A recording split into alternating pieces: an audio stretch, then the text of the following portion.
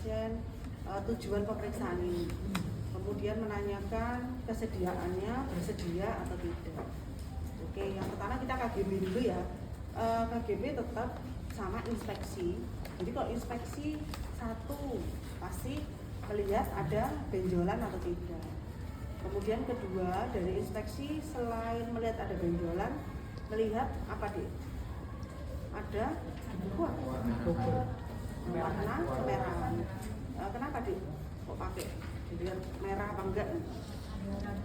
Oke, karena tanda-tanda radang, tumor, rubor, dolor, kolon, dan fungsionalisa. Jadi salah satunya warnanya adalah warna kemerahan. Oke, kemudian ketika nanti kita palpasi, biasanya dia tandanya adalah tumor itu ya benjolan itu. Kemudian kalau radang itu batasnya nggak tegas. Makanya tadi pada laporan atau menyampaikan ke pasien pada saat mau edukasi, salah satu poin adalah menyampaikan bahwa ini ada batasnya bagaimana, tegas atau tidak. Batas tegas artinya dia tumor jinak untuk kemungkinan ya, meskipun nanti harus biopsi dulu. Tapi kalau grossnya, makroskopisnya kita lihat itu tanpa mikroskop maksudnya itu batas tegas itu biasanya tumor jinak. Batas tidak tegas, satu radang, dua keganasan. Oke, jadi memang radang itu kelihatannya radang tapi malah DD-nya itu keganasan. Oke, seperti itu ya. Jadi tadi inspeksi tadi lihat benjolan, ada tumor atau tidak, kemudian warnanya bagaimana. Kemudian berikutnya kita palpasi. Palpasi yang betul pada saat palpasi itu jarinya rapat.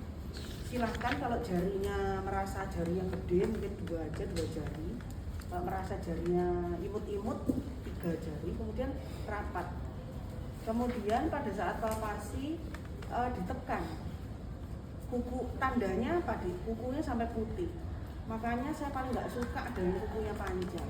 Kalau kukunya panjang kamu melukai pasiennya, apalagi pada saat nanti periksa yang servikal. Yang di servikal itu dibaliknya otot SCM, jadi harus di gini. Nanti kalau kamu kuku panjang mesti adu-adu gitu pasiennya ya. Oke, jadi adik ya, jadi tadi apa ya, palpasi. Jadi meletakkan supaya urut. Saya mulai dari belakang dulu. Belakang ini ada occipitalis, jadi regio occipitalis.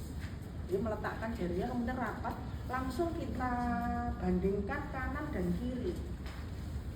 Artinya kiri kanan ya, langsung membanding dan berjalan menyusuri langsung ke dekstra dan sinistra. Langsung, jadi tidak. Kemarin tuh temanmu ada, saya itu ya baru ini loh lihat lucu, jadi dia taruh gini, kemudian dekstra ke dekstra semua, kemudian sinistra ke sinistra semua, bukan. Jadi memang harus bersamaan, jadi jalan sendiri tapi dalam waktu yang bersamaan. Oke, saya mulai ya, jadi dari regio occipital melawan saya ya, karena saya jadi meminta pasien melawan 3, kemudian berjalan menyusuri, jadi tidak mengangkat jarinya misalnya dari regio occipital mau ke fossa auricula tidak diangkat tapi sambil berjalan menyusuri. Mengapa? Karena apa itu tumor itu kan dia nggak cuma single, bisa multiple. Kemudian biasanya kalau multiple, kalau untuk pasien-pasien TB kelenjar itu sering dia lengket satu dengan yang lain, jadi kayak gandeng gitu sih, dia seperti apa itu tasbih berjalan seperti itu, seperti kalau di buku begitu memang bilang. Jadi 3, kemudian berjalan menyusuri ke arah regio apa ini posterior, kemudian akan lagi berjalan menyusuri ke arah preauricula. Di bawah preauricula persis ini tadi regio apa? Parotis. Nah, itu dia di parotis, kemudian di bawah parotis, jadi kamu tekan pada ramus mandibula, ini berarti regio mandibula. Jadi menyebutkan jadi kamu waktu mengerjakan nanti itu sambil menyebutkan regio mandibula, berjalan ke arah regio mentalis. Kalau kamu nggak bilang nanti dianggap ini hafal apa enggak anatomisnya gitu ya. Jadi mentalis sudah, kemudian ke apa ini coli atau cervicalis. Pada cervicalis yang superficial dia berarti di atas muskulus. Benjolan ini itu memang di atas muskulus. Jadi kita palpasi. Kemudian dipnya mana? Dipnya berarti di bawahnya. Nah ini yang agak sakit nanti kalau bukunya panjang. Oke, di bawah sini. Kemudian kalau sudah kita ke posteriornya. Jadi tetap ya sambil ditekan-tekan. Kemudian setelah kepala leher sudah ke clavicula. Raba dulu claviculanya, os claviculanya itu ini. Jadi clavicula itu kita yang evaluasi supra sama infra. Jadi atasnya clavicula dan bawahnya terserah mau supra dulu atau infra dulu silakan. Mau dari medial dulu atau lateral dulu juga silakan. Kalau saya enak dari medial. Medial adalah oke, itu untuk yang di kepala leher dan clavicula. Kemudian berikutnya di aksila. Aksila ini bisa beberapa cara. Jadi yang pertama pasiennya posisi tegak biasa, kemudian kita masukkan mungkin 3 atau 4 jari masuk ke fosanya. Gak usah kamu raba sampai ke bawah-bawah itu. Jadi langsung fosanya, karena KGB-nya kan bergerombol di situ di fosanya. Jadi ada temanku tuh raba sampai sini loh. Aku ngapain gitu. Jadi fosanya dimasukkan.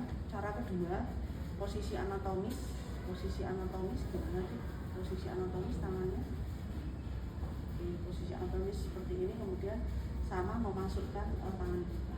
Mengapa sih kok caranya macam-macam? Ada lagi cara ketiga sebetulnya enak kalau di bed, dia di pasien kan kalau kita berdiri dia pasti sejajar sama kita, kemudian taruh pergelangan tangan itu di pundak kita.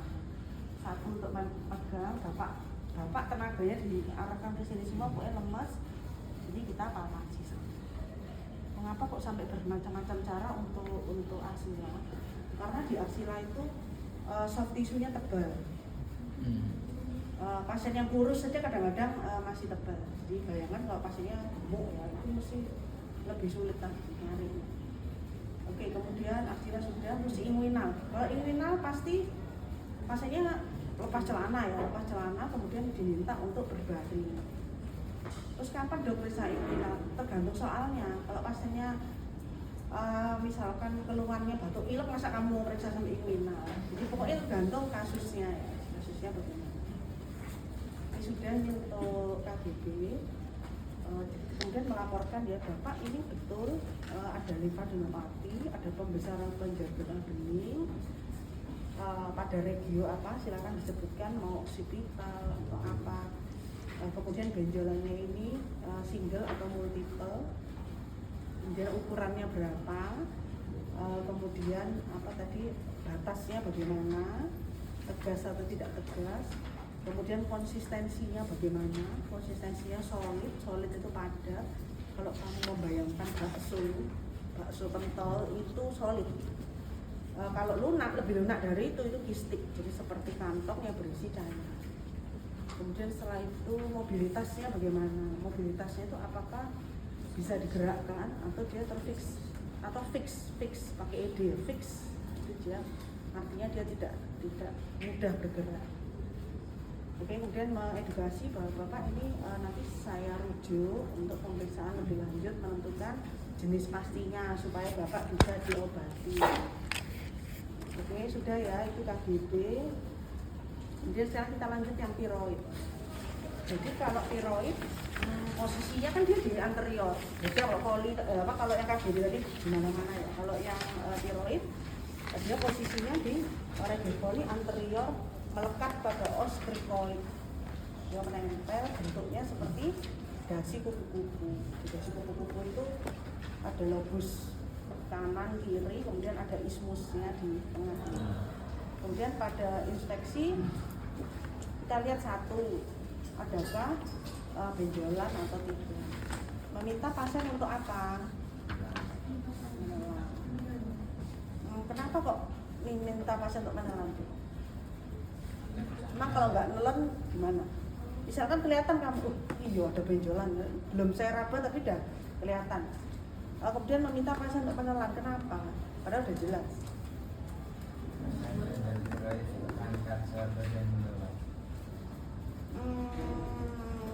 berarti gini deh, berarti kalau benjolannya itu bergerak saat menelan, artinya dia tiroid. Kalau tidak bergerak, nah jadi KGB. Seperti tadi saya ceritakan, bisa aja sudah terjadi perlengketan. Jadi nggak jelas ini tiroid apa KGB, ya itu minta pasien untuk menelan. Kalau pasiennya nggak bisa nelan, pasiennya udah tua, karena orang tua itu agak susah ya. Kalau tua banget maksud saya itu susah. Misalnya dia karena takut, gelisah. Kemudian kedua mungkin tumornya gede banget, sudah mendesak trakea ke salah satu sisi, ini juga sulit untuk menelan. Minta untuk sambil minum. Jadi ibu sambil minum, izin nanti waktu minum sambil saya raba, gitu juga bisa. Oke, kemudian tadi benjolan, lihat benjolan, kemudian berwarna kemerahan boleh ditambahkan. Kemudian terakhir melihat apa lagi? Mungkin belum ada di melihat ada bekas sayatan atau tidak. Mengapa dek? Kok sayatan pak? Berarti dulu bapak pernah dioperasi ya? Tahun berapa? Kenapa dek kok perlu informasi itu? Kalau sekarang tumbuh lagi, berarti kita curiga, waduh ini residif, tumbuh kembali, berarti kita curiga dia ke arah keganasan. Karena sudah pernah dulu diambil, berarti tumbuh kembali di tempat yang sama, berarti kita curiga kali ini mungkin ganas. Nah, oke. Tadi inspeksi sudah, sekarang palpasi. Palpasinya enak dari belakang. Jadi boleh 2 atau 3 jari sama. Kalau tadi kita gini ya, kok misalnya. Jadi meletakkan, bapak sambil menelan, silahkan. Oke, kemudian meraba ya, kanan kiri kamu bandingkan, kemudian tengahnya ada ismusnya. Selanjutnya, setelah tiroid mana yang dipalpasi? Jadi kembali lagi ke oksipital, kemudian regiopoli dan clavicula. Jadi paling senang di situ tiroid itu karena dekat. Oke, misalkan lupa, dok saya kalau ulangi lagi takut lupa, boleh paling enggak kamu polinya kamu periksa untuk KGB ya, KGB di tiroid. Pada untuk periksa tiroid minimal mahasiswa mengerjakan yang di poli. Misalkan lupa, pas ngulangi oksipital ke regio yang wajah ini mandibula dan sebagainya, saya takut lupa, terserah, pokoknya kamu yang ini kamu cari karena memang mayoritas dia membesar di regio poli. Jadi diraba lagi, silakan mau superficial cervical, deep cervical, kemudian posterior, kerjakan lagi, kemudian ke clavicula. Oke, kemudian setelah palpasi, perkusi. Mana yang diperkusi? Distribusi claviculanya. Kita sebenarnya mencari adakah bunyi fraktur ya sebetulnya. Kenapa kok nyari fraktur? Karena apa? Kan saya tadi curiga ya, dia keganasan itu tadi. Salah satu perjalanan tumor dia kan tadi melewati pembuluh bening dan pembuluh darah. Pembuluh darah kan dia juga ada muaranya ya, enggak yang pipa-pipa gitu, dia pasti bermuara di suatu jaringan. Pada clavicula, tulang berarti banyak apanya di tulang? Banyak oksigennya karena dia tempat pembentukan eritrosit, terutama pada tulang-tulang panjang sebetulnya. Tapi di sini juga ada. Jadi kalau dia keganasan, mungkin ini fraktur. Jadi kamu cari, kamu tutup, pada palpasi ada bunyi yang berbeda pada kanan dan kiri. Oke, sudah. Kemudian yang terakhir auskultasi pakai stetoskop. Stetoskopnya didengarkan di tiroidnya. Pada tiroidnya kamu dengarkan apakah ada suara bising vaskuler atau tidak. Mengapa? Satu, kalau kok suaranya berisik ya, ada bunyi tambahan. Berarti satu, kalau pasiennya hipermetabolik itu memang dia berisik, ada vaskulernya karena hipermetabolik. Kedua, keganasan, karena sel kanker itu akan membuat pembuluh-pembuluh darah baru, dia membuat kecil banyak gitu, dibuat baru sama dia. Akhirnya kalau kita dengarkan pakai stetoskop ada bunyi bising vaskuler. Kayak gitu ya Dek ya. Kemudian diagnosis semua, menyampaikan ke pasien, Bapak ini ada struma atau ada goiter, ada pembesaran kelenjar tiroid, kemudian untuk ukurannya sekian, konsistensinya tadi bagaimana, solid, padat, ataukah kistik, lunak. Kemudian mengedukasi untuk dilakukan biopsi di sana. Oke, mari kita coba, silakan pertanyaan-pertanyaan pas kita ini aja sambil coba ya. Silakan Amar Dhani mau coba, ini saya review. Dilakukan apa?